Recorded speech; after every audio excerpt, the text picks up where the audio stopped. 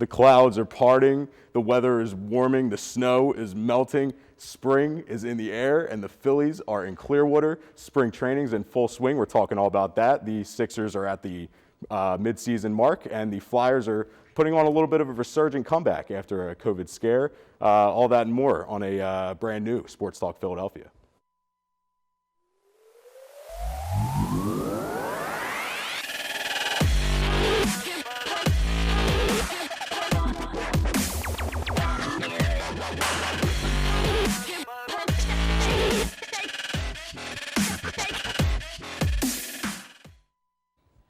Once again, I am John Kuhlmeier. Welcome to this week's edition of Sports Talk Philadelphia.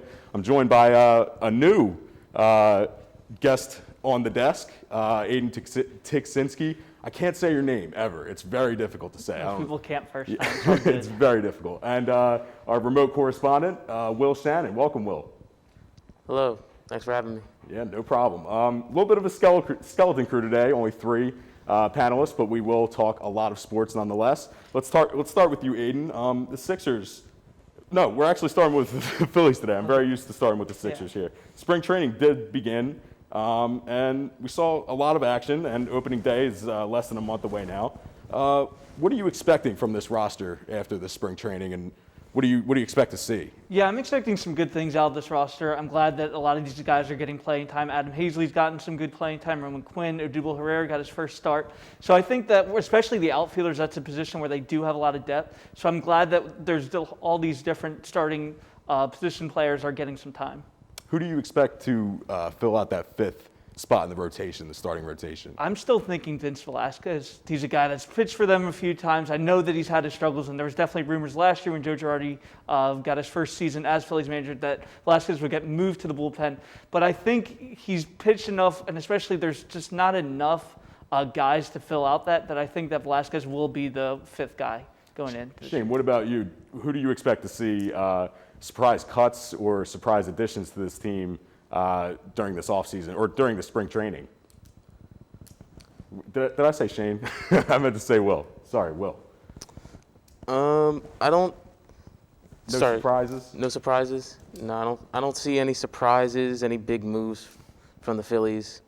Well, let's do a little predictions for the season then. Most experts, I'm seeing 81 being thrown around a lot. 500 team, mediocre again. They haven't made the playoffs in 9 seasons. It's Girardi's second season, Aiden.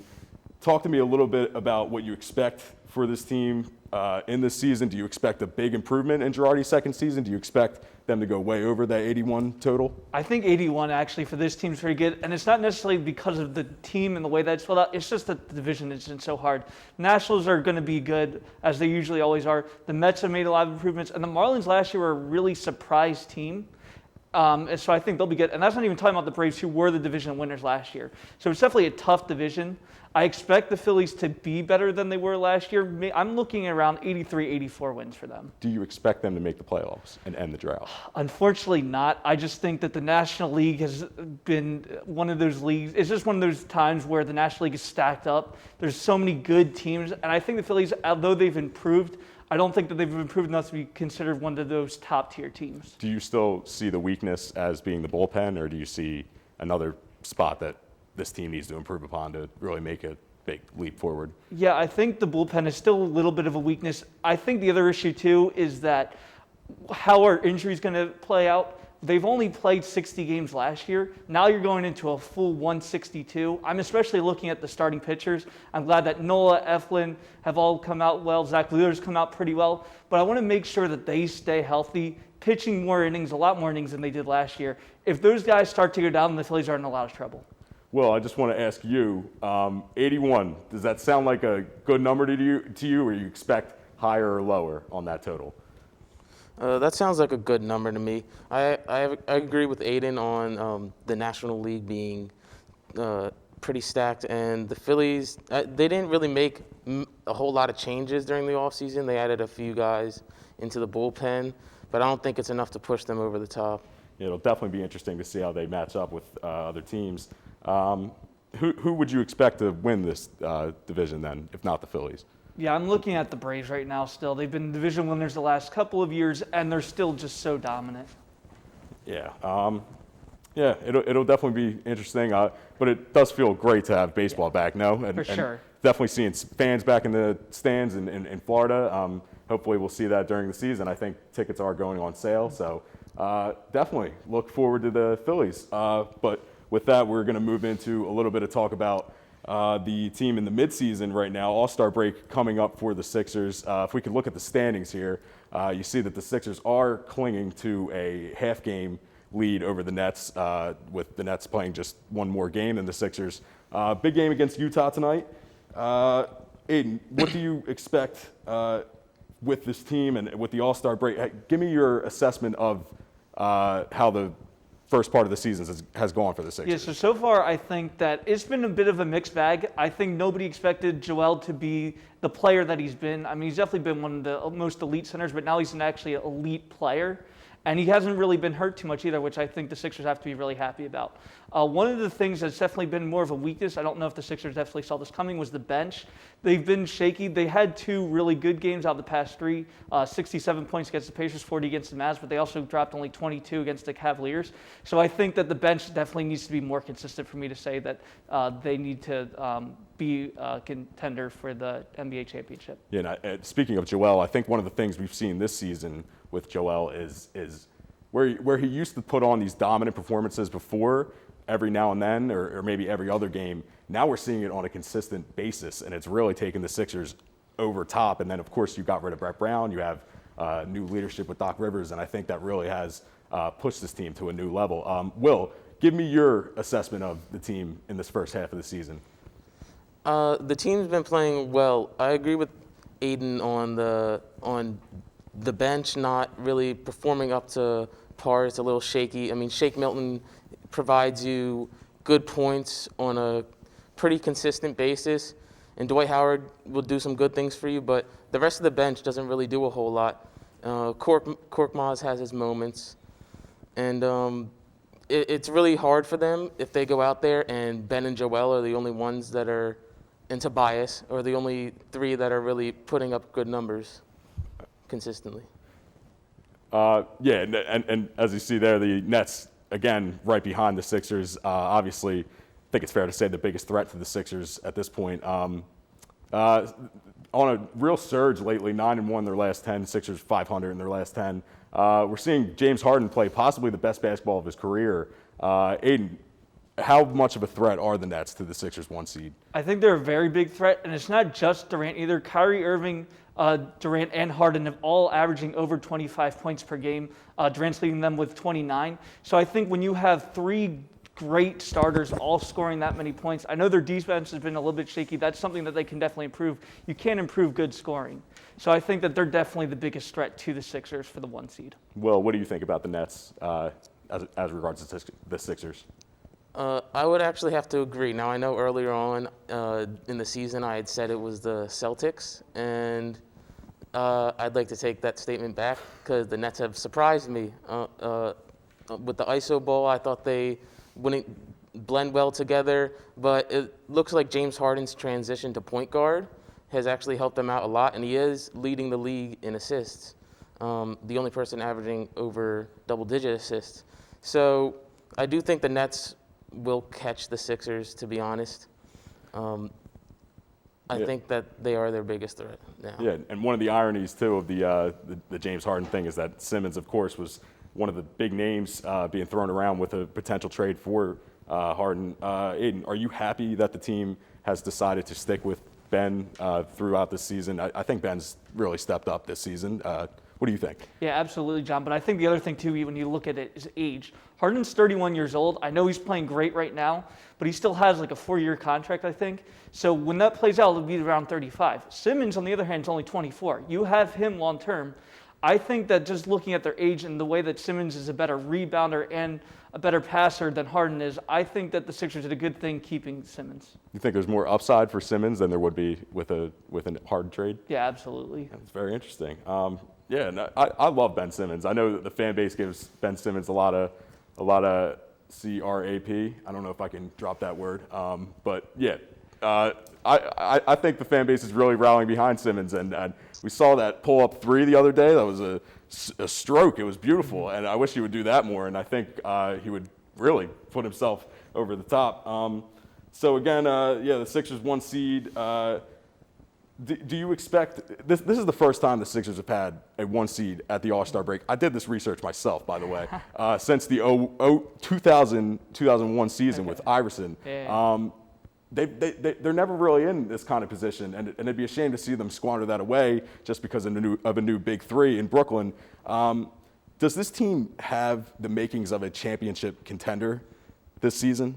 Yeah, I think they absolutely do. I think that the way that Simmons and Embiid have actually played well together this year, and I think the other thing that's been really important is Doc Rivers implementing the pick and roll. That's something that Brett Brown didn't ever really use, but having a guy like Embiid, not only is he such a great shooter inside and outside, but to set the pick and rolls on the outside, especially the way that Embiid has become sort of that player that he's more athletic than he has been in his career, I think that's really opened up the Sixers shooting.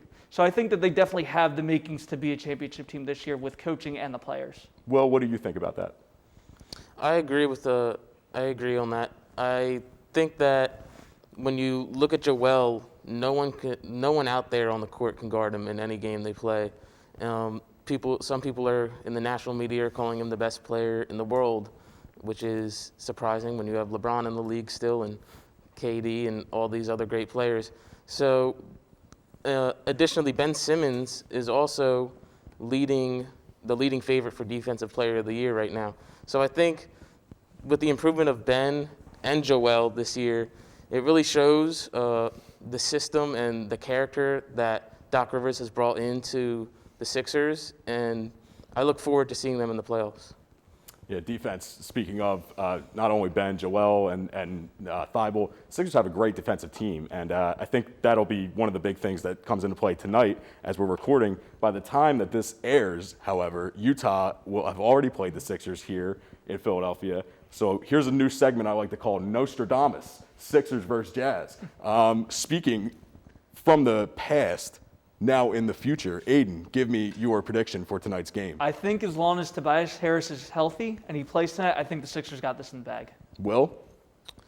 I was also going to say that. If Tobias doesn't play, though, I don't see them winning this game.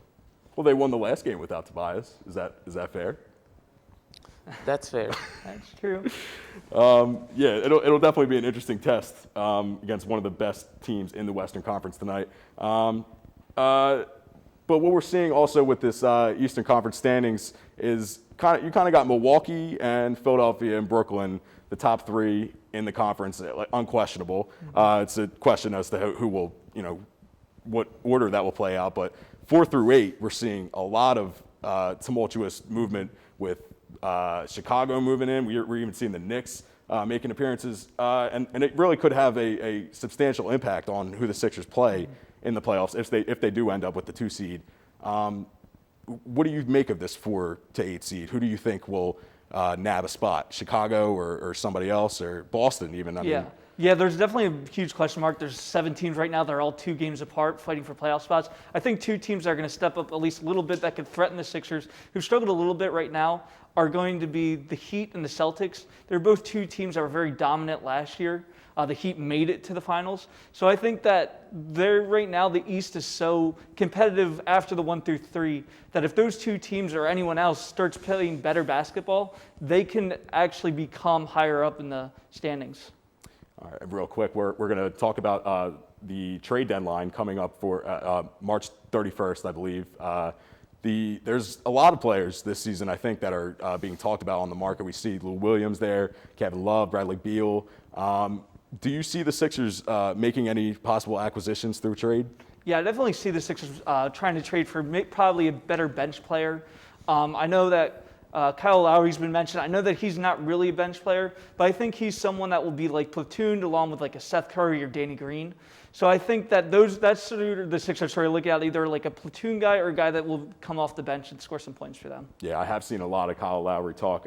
Will, do you see anybody that the Sixers could possibly pick up? I would love to see Kyle Lowry on the team as a backup to Ben Simmons and running out there in packages with Seth Curry and Danny Green. I also like the sound of Lou Williams There were also rumors of J.J. Redick coming back, but I don't think that will happen. It would be nice. It'd provide a good amount of scoring off the bench and a consistent scorer off the bench. Who do you think, real fast before we wrap up Sixers Talk, what position would you like to see? I guess point guard. I guess they need shooting help. But yeah, I also saw the J.J. Redick talk. But just real fast, your assessment of what the biggest weakness for this team is. Yeah, I would say backup, shooting guard, small forward, that sort of thing. Okay. All right. And with that, we're going to move into quick Flyers talk. If we see the standings here, the Flyers actually have had a pretty dominant resurgence here with 2-3-0 victories over the Buffalo Sabres this past week, and also I think a win over the Rangers. So they're back in a playoff spot as we see, but they're kind of battling it out with the Penguins, and they got 2 games left, two games in a row against the Penguins. Aiden, talk to me a little bit about the Flyers. Give me your prediction going forward. Yeah, so something that concerns me about the Flyers is, yes, they did have a good 3-1 week last week, but 2 of those wins were over the worst team in the Eastern Conference, and the other one was over the Rangers, who are the 6th seed. So it's not really, it's teams that they should be expected to win if the Flyers are as good as they think they are. But then there's also that loss to the Penguins, 5-2. I mean, that just can't happen, especially with their fighting for a playoff seed right now with the Penguins. They have another game with the Penguins coming up. I really think they need to win that game to be able to sort of stay within that playoff margin. What do you see as the biggest weakness for them going forward? Do you see them making the playoffs this season? I think they should. I think that they were a very dominant team last year. There's still a good amount of hockey left to be played. I think that, and that was one of the things about the Flyers, is that they were a little bit of a streaky team last year, and then once they got together, they were the 1 seed. So I think if it happened last year, it can definitely happen again this year, as long as players get off protocol and that sort of thing. But do you think that 1 seed last season was kind of a fluke, or is this season a downfall for this team, or a step backwards, if you will, or was last season just kind of an aberration and not really supposed to happen? Yeah, I think last season there was a lot of things that came together. I think Carter Hart played out of his mind last year, and that's something that he hasn't really done this year. He's had inconsistencies. I think the Flyers are still a playoff team, but probably not the 1 seed they were last year. Yeah, and Carter Hart's an interesting part of it because we kind of all expected Carter Hart to be like that franchise goalie, and maybe he is, but we have seen him kind of take a step back. Do you think that this is just who Carter Hart is, and his rookie season was kind of him coming into the league and having more, energy behind him? We saw him give up 5 goals yesterday, and what do you think of Carter Hart? Yeah, so I think that Carter Hart, that's something, part of it's definitely Carter Hart. He's not playing as well as he was. The other thing, too, the Flyers' defense this year is just something that has been their biggest struggle, and also turnovers on their own side of the ice. Something that's led to pretty easy goals. So I think part of it's definitely Hart needs to be making more stops, but their defense also needs to get it together a little bit. All right. And with that, we will move into a segment of Fast Five that will have to be condensed into I hate to use the word tumultuous twice in one episode, but tumultuous 3. That doesn't work. I'm going to come up with something better. But I'm going to throw it over to you, Aiden, for a little This Week in Baseball, this time with Aiden Tiksinski. Still can't say it. I apologize. Take it away, Aiden. Yeah, well, good job. So one of the stories that came out that was pretty big for me, there was a story that came out yesterday from Business Insider. There was an interview with former Marlins executive David Sampson, who said that Albert Pujols lied about his age. That's something that sort of was a little bit surprising to hear. There was rumors in 2011 when he signed that contract for the Angels that he lied about his age. Apparently, right now he's 41 years old. There's rumors that he's actually 43. That's something that that's happened before with guys that come out of the Dominican Republic lying about their age so they will get more money as they move up. But I think that for someone with Pujols' stature, for him to lie about his age would definitely be some pretty breaking news. I've never heard that. So he's 43 right now. Yeah, there's rumors that he is 43 instead of he's 41. So that way, when he signed the contract in 2011, he would get more money than he would have had he been 2 years older. Really? Yes. I didn't know that. Very interesting. That's the beauty of This Week in Baseball. That's my favorite segment. Will, we'll go to you for this one. We might even throw it back to Aiden because we got time to fill here. Fans are going to be welcome back in attendance in Philadelphia very soon. I believe it's 15% for Phillies games whenever they start and 12% for Sixers and Flyers games indoor. Will, what's the impact of this on the games? Will there be an impact for Philly teams? I think it'll be a small impact. Obviously, it's a lot different when you have a full packed stadium and the fans in Philly are going crazy. But at least the players will be able to go out and see that there's people out there, and it'll make it somewhat normal for them. It should bring some excitement, and it'll be nice to be able to see fans back. Hopefully, we can see fans come back even more, and they will up the amount of fans that they allow in the future. Definitely very exciting to see. Aiden, what about you? Yeah, I'm definitely excited to see fans back, and I think it will actually make a pretty big impact. Philly fans are always known as being notoriously diehards for their teams, and the teams play better at home. I mean, you see the Sixers, they have the best home record in the NBA for the last couple of years. A lot of that has to do with the fans. I know they've been playing well now, but I think adding fans back will actually help them get the 1 seed. Maybe it would also put more pressure on the Phillies to do well. That's something that they struggled with at the end of the season. If you have some fans in those games, maybe the Phillies end up winning those games and making the playoffs last year. So I think it will make a pretty big impact. Yeah, we even saw Pittsburgh had fans last night against the Flyers, and they beat the Flyers pretty handily. So it might really give these teams a boost, and who knows, maybe the best is yet to come for both these teams. I had 2 open slots here for Fast 5, didn't put anything in them, so I'm going to go to the last question. And this one's going to take some explanation here. If Embiid is the cheese, Simmons is the... Okay, so Yeah. hear me out here. The Sixers are a collective sandwich. Okay. Are you Yeah. following so Yeah. far? Will, are you with me? Okay. I'm following. Sandwich. And everybody knows that the cheese is what holds together a good cheesesteak, you know what I mean? It's all about the cheese. Embiid is the cheese. Am I right? And maybe Tobias is the meat. Or maybe Simmons is the meat. You got to give me the analogy in terms of cheesesteak and or sub what Simmons is on this Okay. Sixers team. All right, it's going to give me a sec to figure that out. Okay. Yeah, can I'm going to just- go with, if we're doing a hoagie, I'm going to go with Simmons as the honey mustard. Explain. I think that it ties it together. It adds it more flavor. I think that Embiid is sort of the lead scorer. Simmons sort of does the dirty work. Isn't really considered a big part of it, but his play is definitely underappreciated by a lot of people, I Okay, think. honey mustard. Yes. I'm hearing you correct. Yes. Simmons is the honey mustard. Correct. Okay. Will, what what is your sandwich ingredient analogy for Ben Simmons? I think Simmons is the bread of the sandwich. Oh, I was waiting for a bread. Okay. Why? Why?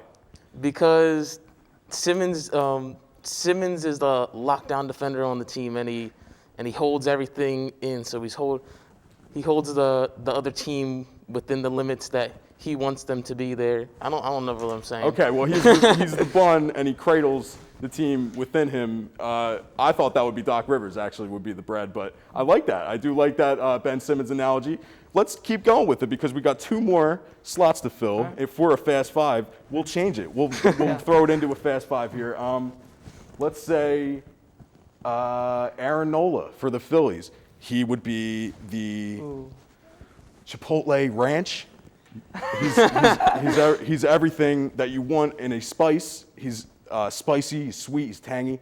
What would that make a guy like Bryce Harper? Ooh, okay. So I think Bryce Harper would definitely be the meat. I think that he brings the power to that sandwich, I think, a little bit. Yes. And it's also something that I think is very valued for people that eat hoagies. Okay. Will, coming right back at you. I hope you were ready for this one. Bryce Harper would be the what? The hot sauce, Hot sauce. because You he adds the extra flavor and the bang. Okay, Will puts hot sauce on his sandwich. Okay, we got one more. I don't really know Flyers, so I'm not going to do a Flyers one. I'm going to go to an Eagles one. Okay. Nick Sirianni. How's that? He'd probably be stale bread. Yeah. Yeah. I think at this point, well, his personality seems pretty much like stale bread at this point. Yes. So. Well, no, I shouldn't have said that. I apologize, Nick Sirianni. That was a low blow. Let's do Jalen Hurts instead. All right. What would Jalen Hurts' food analogy be? I really don't. It's got to be something that's a bit surprising, something that's Definitely. sort of mysterious almost. Maybe a paella, Spanish paella. I would go with that. Yeah. Yeah, I think one of that. my favorite foods. Will, pick an Eagles player and give me a food analogy. Any player you want, past or present. Like Reese. Like Reese. No, I don't even know what I. Let's do Do you got one?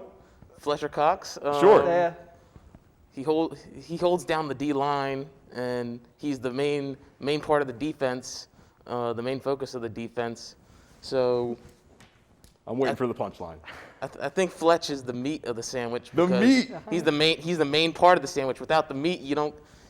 The sandwich is just bland. I think that's fair. Fletcher Cox, you are the meat of this Eagles team. And with that, we're going to wrap up a little spicy episode of Sports Talk Philadelphia. I'm sorry, I don't really know what we were talking about today. But check out our social media on Twitter, Sports Talk LTV.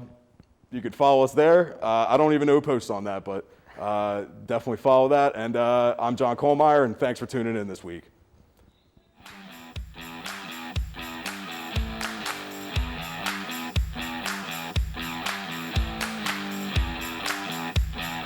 Audio Jungle.